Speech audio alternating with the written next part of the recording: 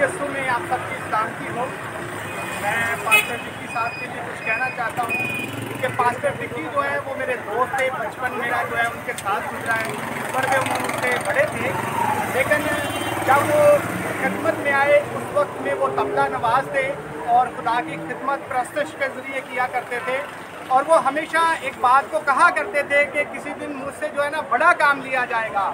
और मैं कहता हूँ कि पास्टर विक्की साहब, खुदा ने आपसे वो काम ले लिया, खुदा ने आपसे वो काम करवा लिया, क्योंकि पास्टर विक्की जो हैं वो एक दलेर शख्सियत हैं। अगर आप उनके सर में भी गोली मारेंगे तो वो मसीह का इनकार नहीं करेंगे, बल्कि वो अपनी बात के ऊपर डटे रहेंगे और जान देने तक भी वफादार रहेंगे।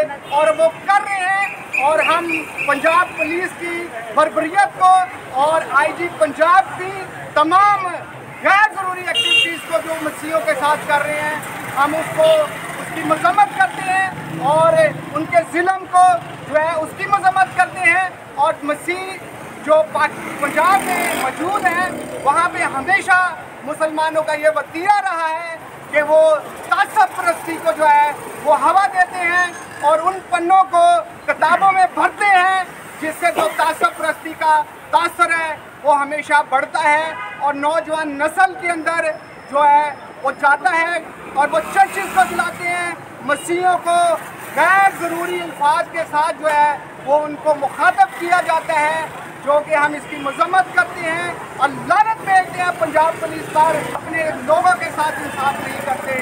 बहुत शुक्रिया।